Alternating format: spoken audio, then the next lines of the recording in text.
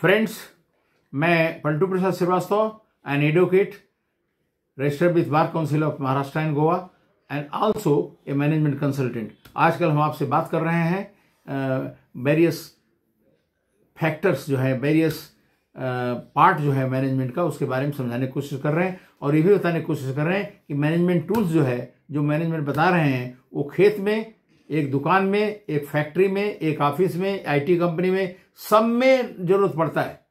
और वो कोशिश कर रहे हैं बताने के लिए, और किस लैंग्वेज में? लेमैन लैंग्वेज, मतलब जो बिजनेस स्कूल में पढ़ाया जाता है, एमबीए में पढ़ाया जाता है, वैसा नहीं बात कर रहे हैं। एकदम से तोड़ करके सिंपल भाषा में, घर के भाषा में समझाने की कोशिश कर रहे हैं।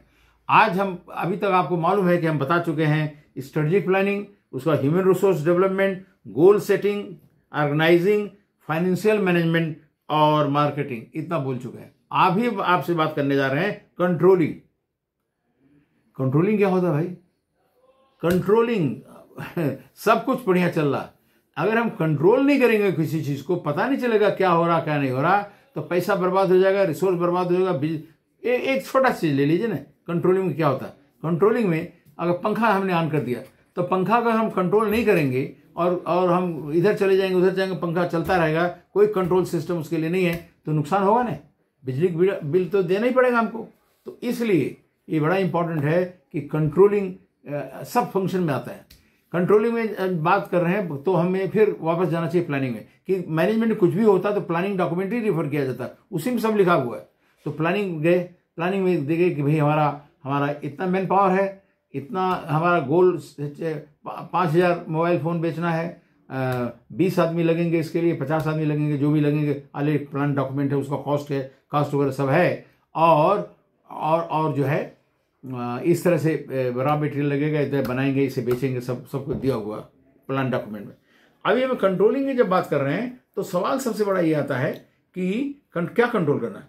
कंट्रोल ये करना है, अगर 5,000 से ऑटोमेटिक बढ़ गया सेल 7,000 हो गया, तो उस हिसाब से कंट्रोलिंग का जो डिपार्टमेंट है जाके स्टडी करके उनको सपोर्ट, मैन पावर सपोर्ट देगा और फैसिलिटी देगा, और भी शॉप ऐड करेगा, और भी रिटेल शॉप ऐड करके सब करेगा।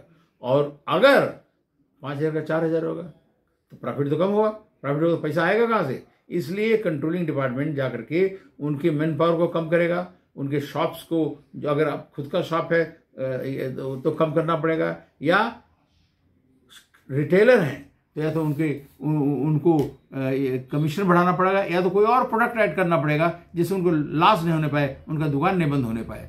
तो इसलिए कंट्रोलिंग की बहुत ही इंपॉर्टेंट होती है। और हर फंक्शन में मैन पावर कम करना है तो भी एचआर में जाना पड़ेगा, अगर मार्केटिंग में है तो उसमें देखना पड़ेगा कहाँ पर कम करें, कहाँ ज़्यादा करें, कैसे करें।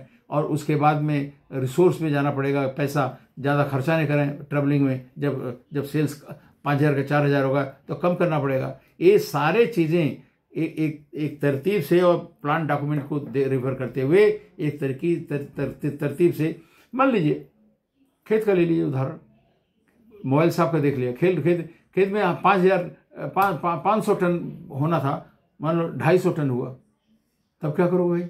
बीज का पैसा तो लग गया, खाद का भी पैसा लग गया, तो हमारे और भी खर्चे जो हैं वो बचाना पड़ेगा, और उसको जो है अच्छी तरह से 250 टन को कायदे से उपजा करके कायदे से बेचना पड़ेगा, और अपने और खर्चे कट करना पड़ेगा, और कोई रास्ता नहीं है। और जो है, जो कि आधे खर्चे में, अगर हमारा टोटल खर्चा 500 टन का मान लो 50 लाख था, तो हमें 20 लाख 30 लाख करना पड़ेगा, 20 लाख काटना पड़ेगा। बहुत सारे तरीके हैं जिससे हम खर्चा काट सकते हैं। ट्रक में भर के सामान ले जाएंगे, सब में कटौती करेंगे ना, सब तरह से, जिससे कि हमारा जो है लॉस जो है बराबर पूरा हो जाए, या और कुछ काम ऐड कर दें जैसे प्रॉफिट कहीं और से आ जाए। तो इस तरह से बड़ा इंपॉर्टेंट होता है कंट्रोलिंग थ्रू ये सब हम कर सकते हैं। ऐसे शॉप में है, ऐसे फैक्ट्री में है, ऐसे घर में है, ऐसे सब जगह है, ऐसे करना पड़ता है। कंट्रोलिंग बहुत इंपॉर्टेंट फंक्शन है, और इसलिए आपको कोई अगर बिजनेस करते हैं कंट्रोलिंग का भी ध्यान रखना चाहिए। Thank you very much for watching.